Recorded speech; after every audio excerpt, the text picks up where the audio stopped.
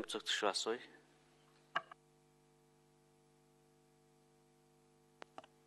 За баярлалаа. Энэ өчигдөр чуулганаар хилц хэсгэн шийдэгдээд өдөөс хойш байнгын хороо хоролдоод өнөөдөр анхны хилцүүлэг хийгдэж байна л да. Монгол улсын эдийн засаг нийгмийг 2014 онд хөгжүүлэх үндсэн чиглэлийг батлах тухай гэж. Өөрөөр хэлэх юм бол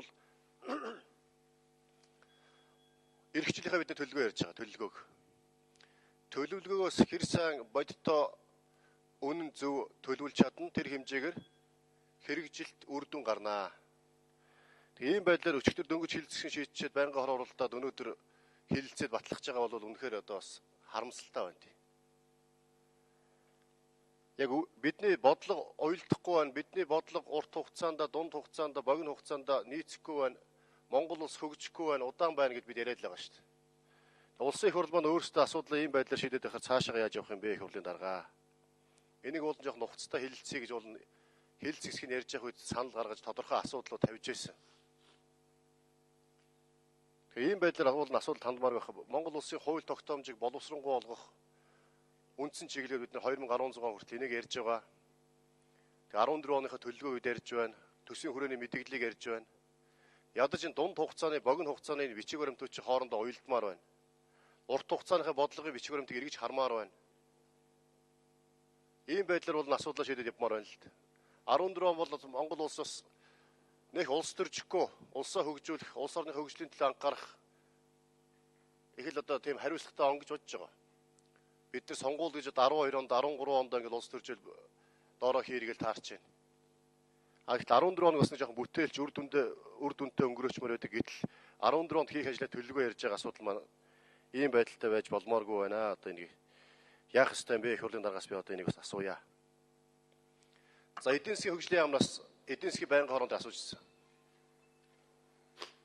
Энэ 14 оны үндсэн чиглэлийг хэрэгжилтэйг бидний үндсэн чиглэлийг үндсэн чиглэл төлөвлөгөөг баталснараа 16 он хүртэл одоо хэрэгжих засгийн газрын 4 жилийн мөрийн хөтөлбөр байгаа. Түүний хэдэн хувь нь ямар зорилтууд нь яаж биелэх юм? Мянганы хөгжлийн зорилт суурилсан үндэсний хөгжлийн цогц бодлого гэж байж байгаа. 2021 он хүртэл хэрэгжих урт хугацааны. Үүнээс яг ямар зорилтууд нь яаж биелэх юм? Энэ төсвийн хүрээний мэдээлэлтэйгээ хэрхэн уялдаж байгаа юм? Өнгөрсөн 4 жил засгийн газар хамтарсан засгийн газрын явуулж байсан үйл ажиллагаанд тавьсан зорилтууд байж байгаа. Биелээгүй. Олон хүүхдэд урамшуулал олгох, бүсийн нэмэгдэл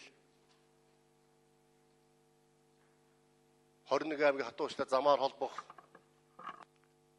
хүний хөгжил сангаас иргэн бүртээ 1.5 сая олгох гэд хэрэгжээг олон зорилт байж байгаа. Тэдгэрийг хэрэгжүүлэх, биелүүлэх талаар юу хийгдэж тусгагдсан бэ? Энэ дэр тодорхой тоонууд бас тавьж ирээрэй гэж би бол эдийн засгийн хөгжлийн яамныханд хэлжсэн л дээ. Гэтэл 3 дахь өдөр байнгын хороо оролдоод өнөөдөр өчигдөр ингэ явчих энэ хүмүүстийн боломж олдохгүй болчихж л дээ. Бид нар тэгэхээр жоохон нухацтай асуудлаа хилцмээр байх юм аа. Тэгээ үүнтэй уялдуулж бас 14 онд хэрэгжүүлэх үндсэн чиглэл дотор бид нэ суулгах ёстой. Болохгүй байгаа юм уу бидний залруулъя. 14 онд Монгол улсын их хурл, Монгол улсын засгийн газар юу хийж хэрэгжүүлэх ёстой вэ? Энэ дэр бид болохгүй байгаа шүү дээ өнөөдөр. Үндсэн хуулиндаа өөрчлөлт оруулж ийн улс төрждөг, талцдаг, ард иргэдээ хооронд нь маргалдуулдаг мэтгэлцүүдгээ болмоор байна. Засгийн газрын бодлого уялдаатай, залгамж чанартай, аль ч засгийн газар, аль ч нам ялсан тэр төрлийн бодлого уялдаатай явдаг, урт хугацааны хөгжлийн бодлоготой, төлөвлөлттэй, төсвөлөлттэй болмоор байна.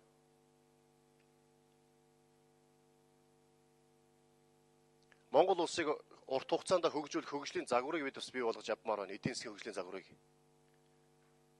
Ийм юмудаа бол үндсэн чиглэл дотор суулгаж өгье. 14 онд үндсэн чиглэл суулгая. 16 хүртэл хууль тогтоомжийг боловсронгуй үндсэн чиглэл суулгая.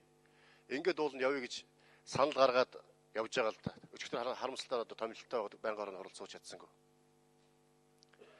Тэгээ ийм юмудаа бол жоохон нухацтай яриад явах ёстой байтал өнөөдөр ингээд явж байгаа. Анхны хилцүүлгийн үед 2 дахь хилцүүлгийн үед саяны ярьж байгаа саналуудыг оруулах боломж бололцоо хэрэг юм болоо. Энэ дээр бас байнгын хороонд хариулж өгөөч гэсэн асуултуудыг тавья.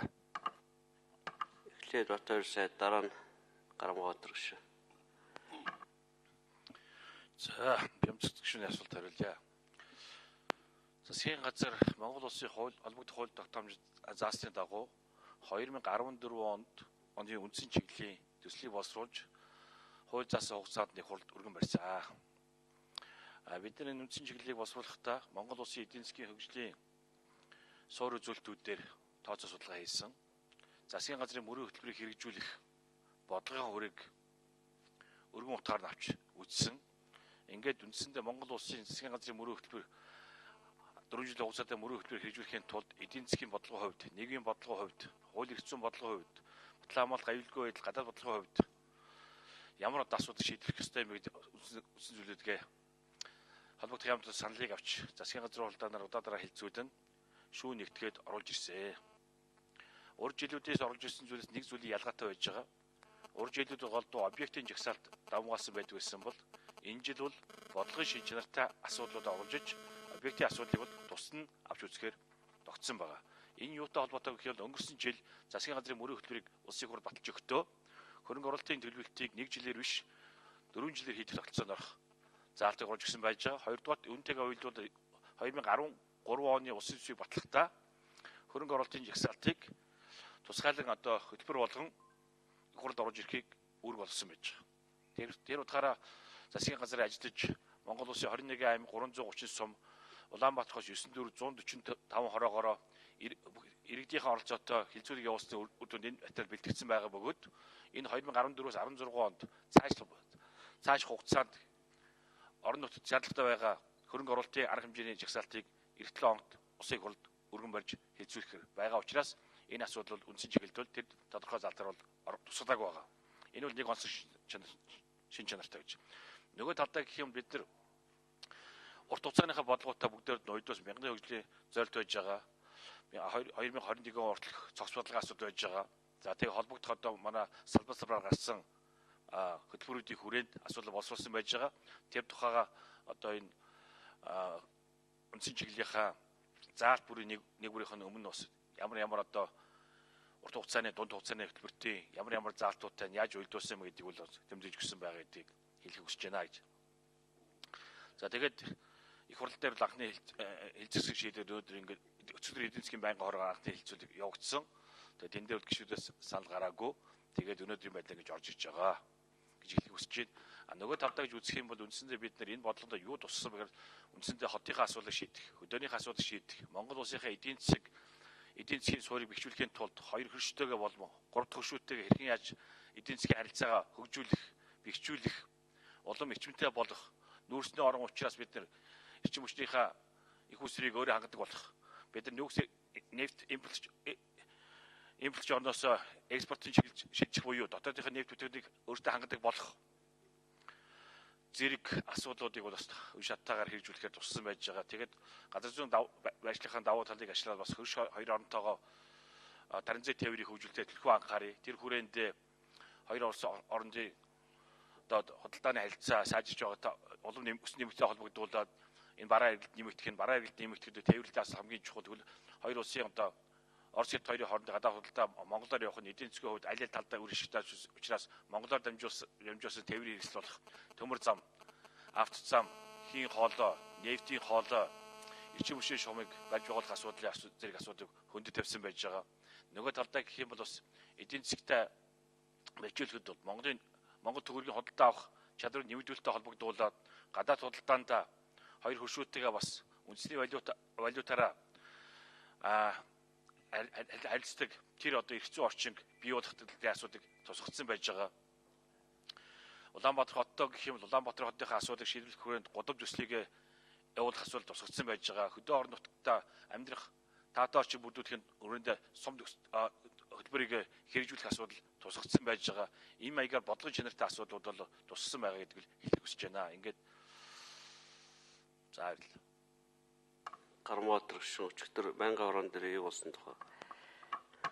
За Бямцэг гишүүний асуултанд хариулъя. Байнгын хороо бол өчигдөр анхны хэлцүүлгийг хийсэн. Тэгэхээр өмнө нь бол эдийн засаг нийгмийг 14 онд хөгжүүлэх үндсэн чиглэлийг тэрний өмнөх байнгын хороо дээр ч гэсэн бас ярьсан. Тэгээ засгийн газар энэ дээр бас нэлээд сайн уралдай тооцоо хийж ирье. бас хондгоор хойшлуулаач гэсэн үндсэн дээр бид бас нэлээд хойшлуулж гишүүдвэл хилцгэх асуудлыг ярьж яхад бол өөрсдийнхөө санал бодлыг бол илэрхийлж дууссан гэж ингэж ойлгосон.